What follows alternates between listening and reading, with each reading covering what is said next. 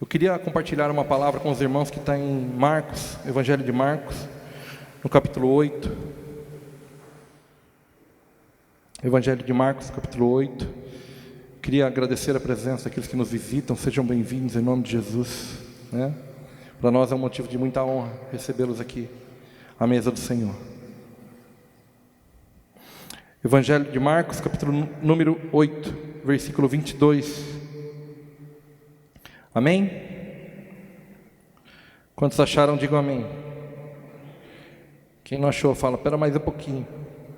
Misericórdia, Jesus. Não? Amém, então vamos lá. Diz o seguinte: e chegando a Betsaida, algumas pessoas trouxeram um cego à presença de Jesus e rogavam-lhe que o tocasse. Então ele tomou o cego pela mão e o conduziu para fora da aldeia. E em seguida cuspiu nos olhos daquele homem e lhe impôs as mãos e indagou: vês alguma coisa? E o homem levanta os olhos e afirma: vejo pessoas, mas elas se parecem como árvores caminhando. E mais uma vez Jesus colocou suas mãos sobre os olhos do homem, e no mesmo instante, tendo sido completamente restaurado, via com clareza e podia discernir todas as coisas. E então Jesus enviou aquele homem para casa, recomendando-lhe: nem sequer no povoado entres. Amém? Curva a tua cabeça, vamos orar. Pai, nós nos colocamos diante do Senhor nessa noite, meu Deus, e nós queremos ouvir a tua voz. Nós clamamos por ouvir a tua voz essa noite. Meu Deus, nos traga a um lugar de clareza daquilo que o Senhor quer falar no nosso espírito, nos nossos corações essa noite. Que nós sejamos, meu Deus, alinhados pela tua palavra, que nós sejamos confrontados pela tua palavra e que nós sejamos, sobretudo, transformados pela tua palavra, Pai. Em nome de Jesus Cristo, nós nos colocamos diante de ti e nós te pedimos, Senhor, fala conosco e não nos deixe sermos roubados naquilo que o Senhor quer nos entregar nessa noite. Em nome de Jesus. Amém. Graças a Deus. Amém, queridos? Esse texto, ele fala sobre um tempo em que Jesus estava no meio da sua peregrinação de milagres ali, ao lado do Mar da Galileia. E é interessante que ele vinha, capítulos anteriores aqui, versículos anteriores, ele vinha de uma multiplicação de pães, de uma nova multiplicação de pães, a segunda.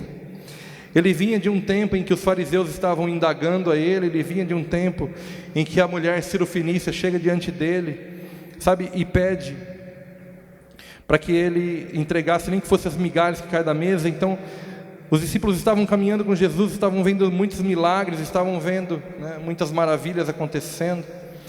E sabe, eu medito algumas vezes, de tempo em tempo, nesse texto. Esse texto para mim ele tem sido chave na minha vida durante alguns anos. E essa semana eu estava meditando nele de novo, porque na verdade nós temos vindo falando aqui muito sobre transição, sobre tempos de transição. E sabe, se tem uma coisa que acontece num tempo de transição, é você não enxergar. E toda vez que eu penso num cego na Bíblia, eu lembro desse texto. Eu lembro do cego Bartimeu, eu lembro de muitos outros, do tanque de Siloé, enfim, muitos outros textos, mas esse texto particularmente fala muito, não só na minha vida, como eu creio que fala no momento em que nós temos vivido como congregação, como igreja do Senhor sobre a terra. Sabe, nós temos falado aqui, profetizado semana após semana, que um novo tempo do Senhor está por vir, que as pessoas estão sendo chamadas a estar com Ele, não a trabalhar para Ele, estão sendo chamadas a conhecê-lo, a se relacionar com Ele, mais do que gastar o seu tempo para Ele. Gastar o tempo para Ele, trabalhar para Ele é uma consequência do relacionamento. Agora as coisas elas precisam ser ordenadas no Senhor, nós temos visto muito isso. E o Senhor nesses dias, querido, Ele tem mexido nas nossas estruturas. Eu sinto como se o Senhor não é o inimigo, não é a situação contrária, não é, é o Senhor. Ele tem mexido nos nossos alicerces, nas nossas bases, nas nossas estruturas. E sabe, tem sido um tempo desafiador, porque nesse tempo nós muitas vezes nos pegamos não entendendo muitas coisas. Eu não sei qual tem sido ou quais têm sido os seus dias, né? O teu contexto de vida atual. Eu sei que algumas pessoas têm compartilhado conosco que estão também sabendo do Senhor, que tem uma palavra de transicionamento, uma palavra de mudança, uma palavra de movimentação diferente, e que tem vivido algo mais ou menos como nós temos vivido, às vezes sem discernir exatamente ou sem entender exatamente.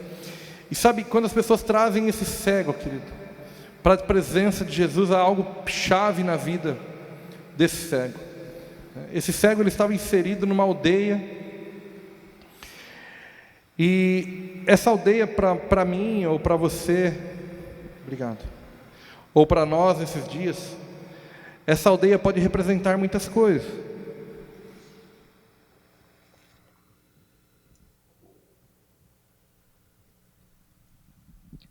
Essa aldeia pode representar de repente para você um lugar físico, bem como essa aldeia pode representar para você de repente um lugar emocional, bem como de repente essa aldeia pode representar para você um lugar espiritual, bem como essa aldeia pode representar para você um lugar dentro de você mesmo. Existem alguns aspectos que você pode olhar na figura dessa aldeia. Sabe, se tem algo que eu tenho entendido e ouvido do Senhor nesses dias, é que essa aldeia, por um aspecto, ela representa um espaço dentro de nós cheio de circunstâncias, cheio de convicções, cheio de certezas, cheio de aprendizado. Aprendizado do que? Aprendizado de toda uma vida que nós temos carregado, né? E aprendido. Na verdade, nós somos seres espirituais que estamos vivendo um tempo carnal manifestado na terra, e desde que você nasce, quando bebê, dia após dia, né, tá ali o Rony que teve a Priscila agora. A Priscila, ela veio, ela chega, ela não conhece nada ainda, tudo é muito novo. A única coisa que ela conhece é a voz e o cheiro da mãe, um pouquinho da voz do pai, né? A gente demora para virar esse jogo. Se consegue virar, né? Quando consegue virar. Mas essa criança, ela vem sem nenhuma convicção, sem nenhuma expectativa. Ela tem todo um DNA espiritual, genético do Senhor. Ela já tem um destino e um propósito profético jogado, soprado pelo Senhor dentro dela. Mas sabe, ela não tem comportamento aprendido. Ela tem um dia zero, né? E esse dia zero, ele vai sucedendo 1, 2, 3, 4, e cada um desses dias vai acrescentando na sua memória um aprendizado novo, né? E daqui a algum tempo ela vai aprender a falar, depois vai aprender a andar, e ela vai ganhando com isso tudo que é convicções de aprendizado. Sabe, e eu estava meditando nesse texto e o Senhor me dizia que dentro de nós existe uma aldeia cercada, né? E eu pude visualizar isso no Espírito.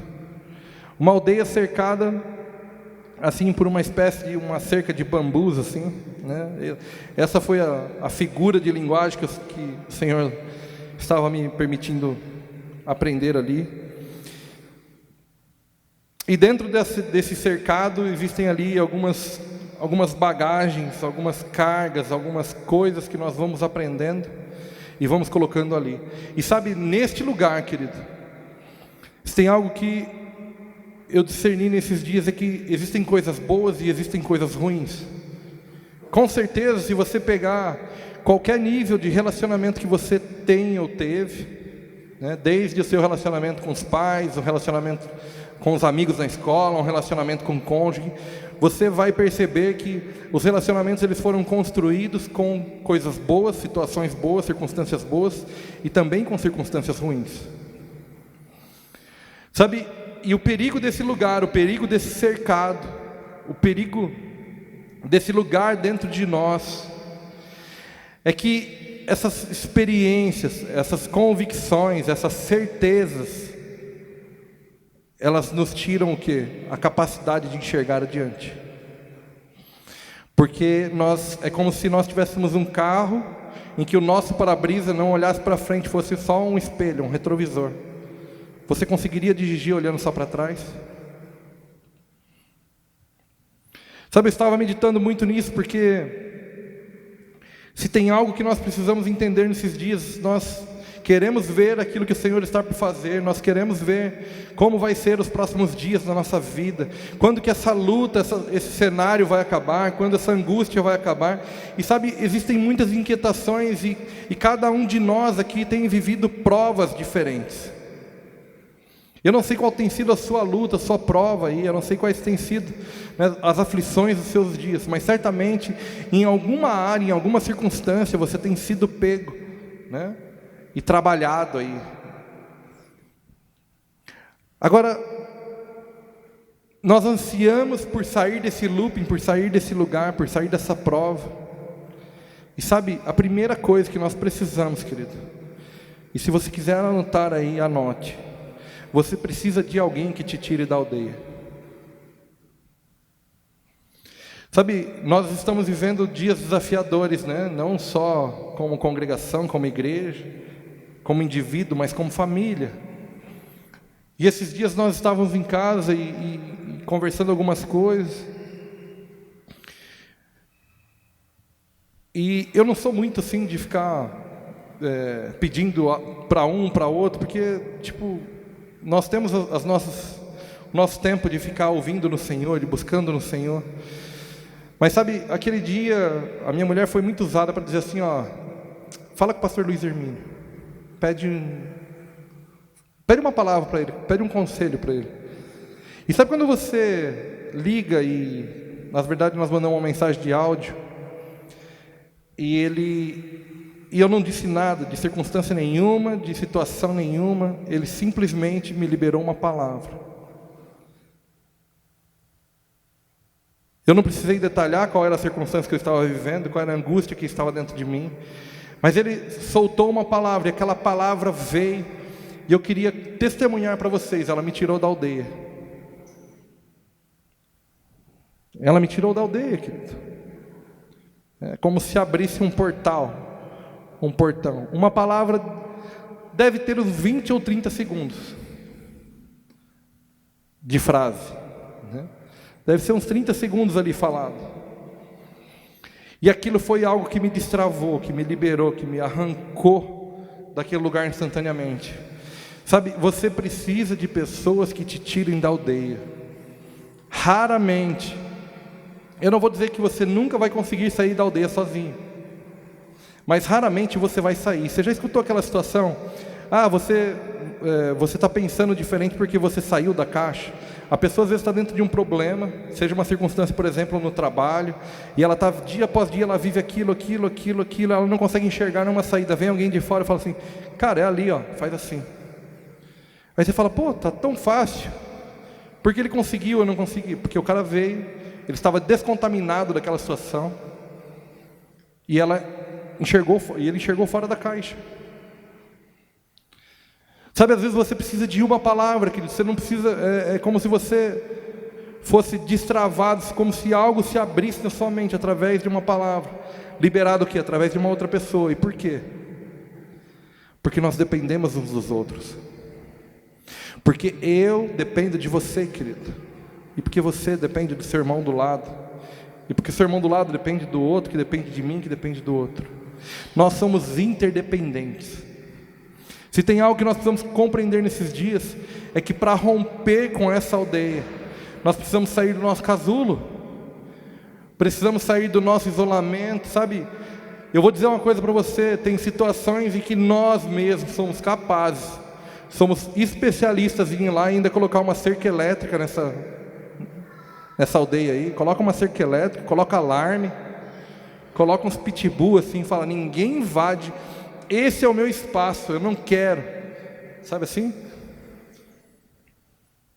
Às vezes nós fazemos isso com o nosso cônjuge, às vezes o nosso cônjuge quer dizer alguma coisa, fala assim, olha, mas e se você... Não, peraí, disso aí cuido eu, sabe assim? O nosso orgulho, o nosso ego, e terrível coisa é você dizer que a mulher estava certa, né? Fala a verdade. Quando você tem que dizer, não, você tinha razão. Como dói, como machuca, né? Como machuca você virar para o teu cônjuge e dizer assim, cara, você tinha razão. Eu devia ter feito do jeito que você falou. Mas por que nós precisamos disso? Por que Deus não dá tudo para você, querido? Para te tornar dependente do teu cônjuge. para te ligar a Ele. Sabe, num relacionamento como igreja, no fluir, num caminhar cristão, como comunidade, o Senhor faz a mesma coisa. Ele dá algumas coisas para você que Ele não dá para mim, dá para você que não dá para Ele, e assim por diante. Por quê? Porque o Senhor quer nos conectar, Ele quer nos ligar. Sabe, é na minha fraqueza que a tua força me complementa. Então, para que eu saia de dentro dessa aldeia, eu preciso de alguém. Esse é o primeiro ponto. Eu preciso de alguém. Alguém precisa me ajudar a sair dessa aldeia. Alguém precisa me fazer romper com aquele ciclo vicioso que tanto me corrói, que tanto me mata. A segunda coisa que eu entendo nesse texto, que eu estava entendendo nesse texto nesses dias, é que Jesus ele pega e ele passa ali, né, saliva sobre os olhos toca nos olhos do cego, e aquele cego ele começa a ver parcialmente. O texto diz que ele começa a ver as pessoas como árvores caminhando. Eu fico imaginando assim, um cego que nunca enxergou. Como que ele vai saber o que é uma árvore caminhando? Você já viu uma árvore caminhando? Quem aí viu uma árvore caminhando já? Acho que ninguém, né? Eu não vi uma árvore caminhando ainda. Ou seja, no nosso processo de sermos sarados, a partir do toque de Jesus, quando nós saímos da aldeia, sabe, nós precisamos romper e vencer o quê? Com os frutos da nossa imaginação. Você já viu isso? Às vezes você fica tão preso em situações que você imagina que vão acontecer, ou você imagina que aconteceram, e sabe, as coisas elas ficam te desgastando. Na verdade, eu tenho dito que dia após dia, semana após semana, que a estratégia do nosso inimigo nesses dias é nos cansar. Mas sabe, a partir do momento em que o Senhor te toca, que o Senhor te sara, você precisa vencer o quê? O processo. Existe um processo que fica claro, é que Jesus não precisava, Ele era poderoso o suficiente para tocar uma vez na vida desse homem e curá-lo. Mas Ele toca por duas vezes, e Ele toca por duas vezes para deixar claro para nós que o romper, o sair dessa aldeia, e o ficar fora, e o se livrar, o nos livrar da nossa própria imaginação, é um processo. Nós precisamos entender que nós estamos vivenciando um processo do Senhor, querido. E sabe, não adianta espernear, não adianta reclamar, não adianta murmurar, não adianta, né, literalmente se descabelar, arrancar os cabelos aí. É um processo do Senhor. Não foi o diabo que tocou no homem e deixou ele ver parcialmente, foi o Senhor que tocou nele. Ele tinha acabado de ser levado a Jesus, ele tinha acabado de ser tocado por Jesus. Ele poderia estar enxergando plenamente, mas ele estava enxergando homens como árvores caminhando. Queridos, sabe, algumas coisas dentro de nós, elas precisam ser, né, compreendidas para que nós não caiamos, ou para que nós não fiquemos presos, né, nas armadilhas da nossa mente que nós mesmos criamos. Se tem algo que está tão abundante nos dias de hoje, chama-se comunicação, é ou não é? Eu estava vendo ontem, na verdade ontem eu fui ver meu time ganhar de novo, né? Assim, cada vez que eu vou, eu estou invicto. Eu queria muito ir todos os jogos agora, porque daí meu time ia ser campeão, mas não dá, né? Mas eu estava vendo lá e tinha um plano de comunicação lá, chip do São Paulo Futebol Clube. Estou até fazendo um merchan, você pode comprar que vai ser bom, né? Certeza, né, pastorzão? E R$37 e você fala à vontade, ligação ilimitada, SMS ilimitado e tal. Eu falei, cara, o telefone não está custando mais nada, né? Eu cheguei trabalhando, pagar uma conta de telefone de R$500. Eu estava olhando para uma conta de 37 com tudo, sem adicional. E eu estava pensando nisso ontem lá naquele momento. Eu falei, cara, como a comunicação nos dias de hoje ficou barata. Sabe? Comunicação. Você na ponta do teu dedo. Eu estava dizendo isso para um amigo ainda essa semana. Eu disse assim, ó, o telefone está tão, assim, carne de vaca, para dizer assim, né, tão comum, que as operadoras estão até deixando de funcionar. O telefone já não funciona mais, funciona a internet em alguns lugares e o telefone não. As pessoas não conseguem te ligar, só conseguem falar com você no WhatsApp. Sabe, existe um excesso de comunicação. Então você é WhatsApp, é rede social, é telefone. As pessoas têm acesso umas às outras instantaneamente em qualquer lugar do mundo. É um negócio impressionante, né? Com baixo custo, inclusive, hoje em dia. Só que elas desaprenderam a se comunicar, querido. Sabe aquela coisa, né?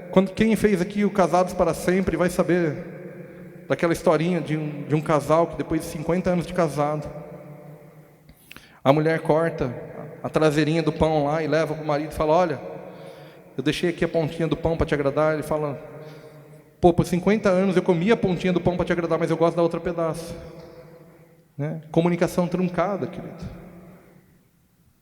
E sabe, parece que quanto mais acesso à comunicação nós temos, menos entendimento nós temos para fazer uso dela, né? Então esse processo dentro de nós esses dias, sabe, é parar de imaginar as coisas e nos alinhar, nos encontrar com o Senhor nas nossas convicções. A nossa comunicação com os céus às vezes está truncada, querido. Sabe, eu tenho batido, igual a música do Davi Fernandes lá. Nós vamos bater. Eu tenho batido, clamado. Sabe, eu tenho convicção dentro de mim, assim, eu tenho uma convicção que o Senhor tem falado a resposta das coisas que eu tenho buscado. Mas muitas vezes eu não tenho discernido. Muitas vezes eu não tenho entendido. O que está faltando? O Senhor não sabe falar? Não, eu que não estou conseguindo ouvir. É como se eu não tivesse o código necessário para decifrar a mensagem dele nos dias atuais, mediante aquela situação. E isso acontece com muitos de nós todos os dias, queridos. O Senhor inicia um processo em nós, Ele nos dá um destino profético, Ele nos dá uma palavra de movimentação. E sabe, muitas vezes nós nos perdemos dentro de nós mesmos. Não precisa ninguém te atrapalhar. Sabe, é você ir daqui até ali na porta. Ninguém precisa entrar na tua frente, mas você não consegue ir. Por quê? Porque dentro de você há algo resistindo. Há uma luta, um conflito, uma batalha na tua mente. Você começa a imaginar coisas, pensar coisas e entender coisas que não são coisas do Senhor. E aí Jesus toca novamente nesse homem. E quando ele toca a segunda vez, a palavra diz que ele passou a ver plenamente, que ele começou a enxergar, né, plenamente. E sabe, esse ainda não é o fim da história, porque Jesus, ele sempre que ele faz, que ele entrega uma bênção, um milagre, o milagre sempre vem, a promessa sempre vem precedida de um mandamento ou de uma direção do Senhor. Se você vê, todas as vezes que Jesus curou, ele curava as pessoas e ele dava o quê? Uma direção. Então vai, não peques mais, né?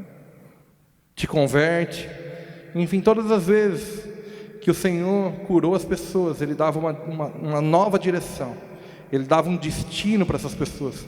Ele dava uma ordenança, não para que a ordem dele prevalecesse, mas para que a pessoa permanecesse naquele lugar de cura que ela encontrou nele.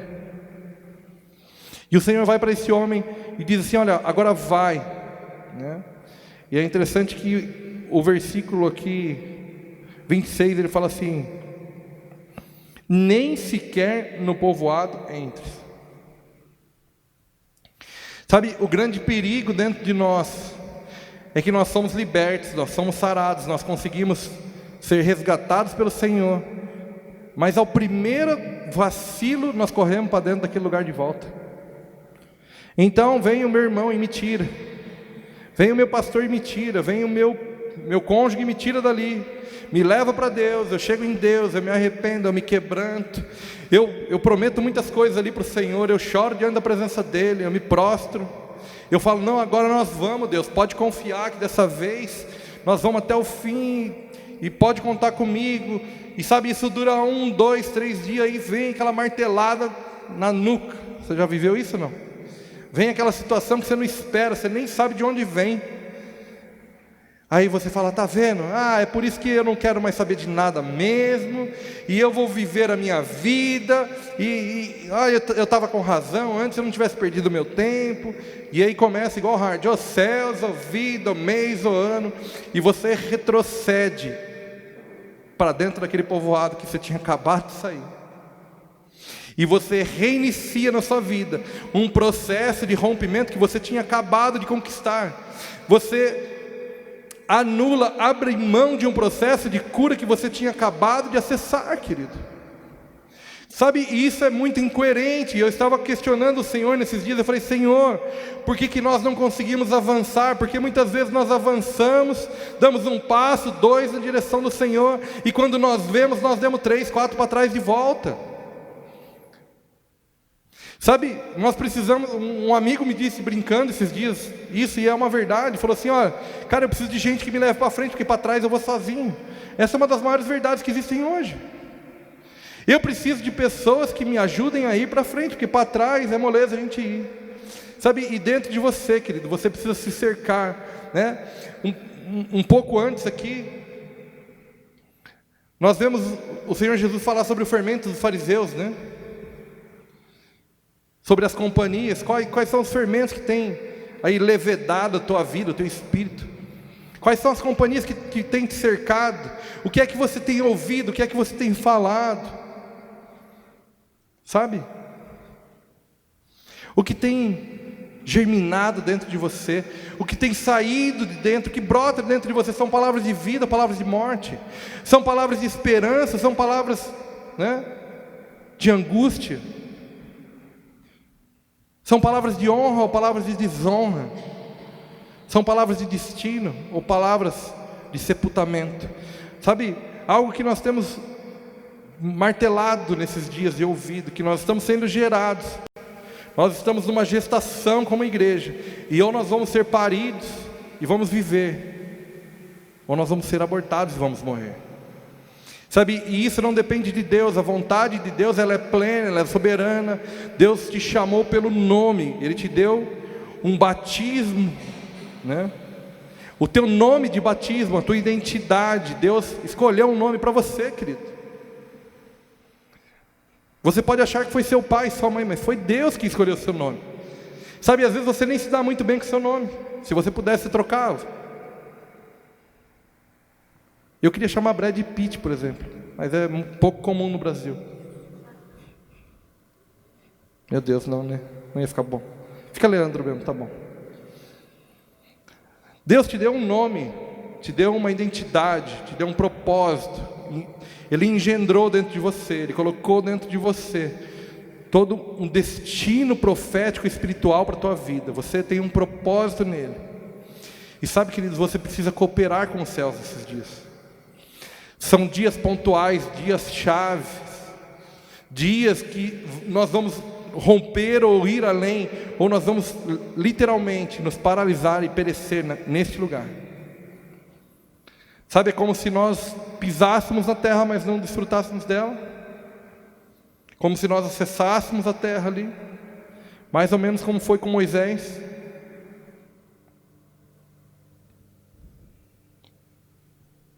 São dias pontuais para a tua vida, querido. Eu não sei qual tem sido o seu contexto de vida. Eu não vou dizer vida secular, né? Porque eu não acredito em vida secular e vida espiritual. Eu acredito em uma vida integral. Mas eu não sei qual tem sido o seu contexto de vida no teu trabalho, qual tem sido o seu contexto de vida dentro da tua casa, no relacionamento com o teu cônjuge, com os teus pais, com as pessoas que te cercam. Eu não sei quais têm sido os desafios que têm confrontado aí a tua vida. Mas sabe, você precisa nesses dias ouvir a voz do Senhor, deixar Ele te tocar. Você precisa de pessoas que te arranquem desse lugar. Mas você precisa se submeter, se desarmar, né? Para poder ser tocado pelo Senhor, para entender o processo dEle, para discernir o processo dEle, e para nunca mais voltar naquele lugar. Sabe, a minha oração é que de uma vez por todas, como igreja, nós aprendamos a avançar no espiritual. Sabe, chega da gente sentir alguns focos de avivamento e se encantar tantos com eles, né? Ou presença do Senhor, glória, que bênção, estava o culto, nossa, que presença densa, como foi bom. Tá, mas isso produziu o que em você, querido? Isso te levou para onde? O que isso transformou? O que mudou na sua forma de falar com a tua esposa? O que mudou na sua forma de falar com o teu marido? O que isso mudou na tua forma de falar com os teus filhos, de se relacionar com eles? Quais foram as novidades de vida que a presença, que a nuvem de glória do Senhor trouxe na tua vida naquele momento, naquele dia? Quantas coisas foram reordenadas dentro de você e foram destravadas dentro de você? Sabe, a presença de Deus não é para você desfrutar simplesmente para sentir prazer nele. Tudo bem, não tem problema você sentir prazer na presença de Deus. Mas a presença de Deus, a glória dele é sobretudo para te transformar.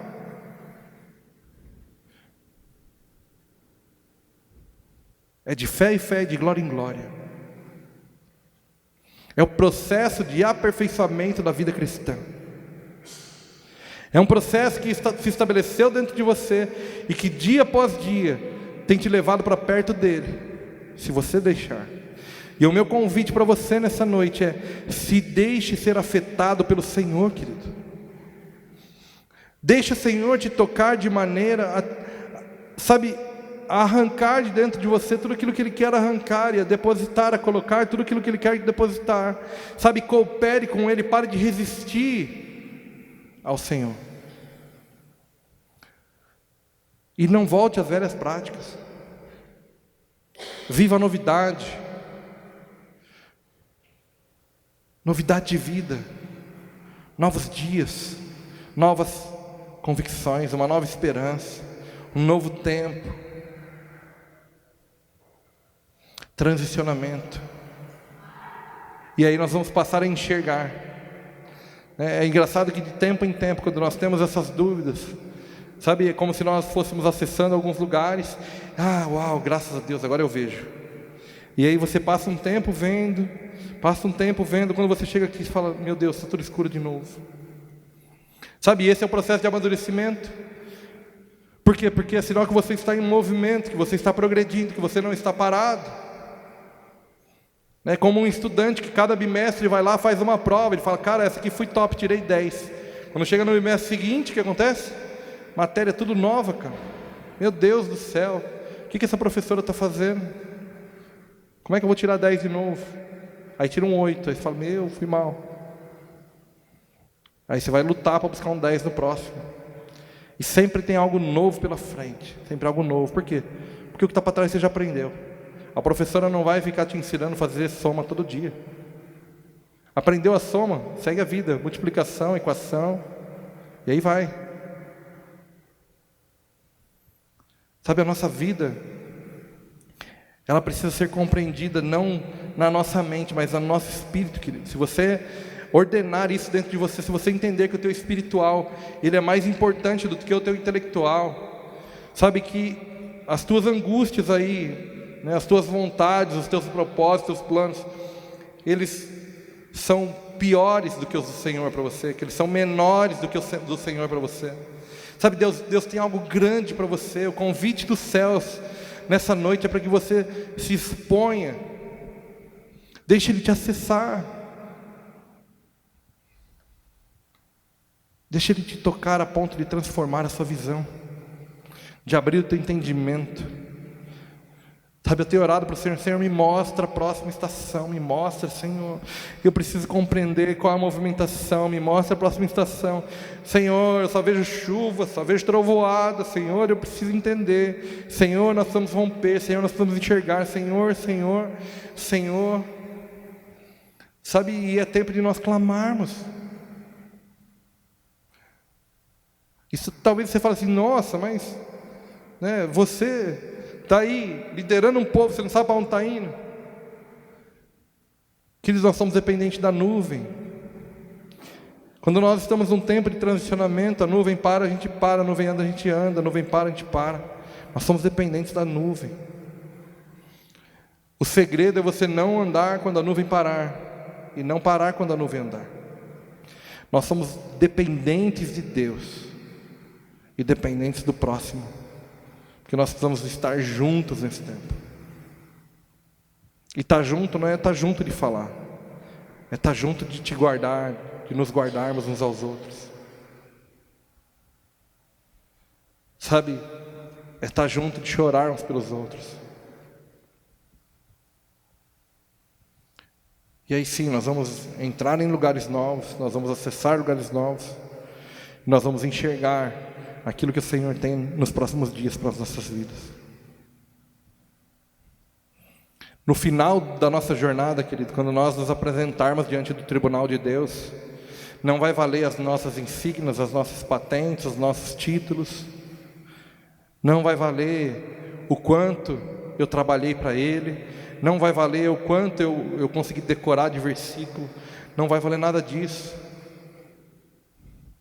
Vai valer o quanto dos frutos dele tem em mim, o quão parecido eu estou com Ele. Você não vai apresentar dom, você não vai apresentar talento, não vai apresentar título, você vai apresentar fruto.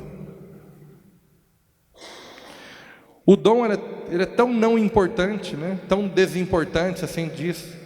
Depois a professora pode me corrigir lá, né? Eu perdi a palavra certa, mas talvez seja desimportante. Está errado, né, pastora? Fica assim agora. O dom é tão sem importância. Obrigado, Espírito Santo e a minha mulher.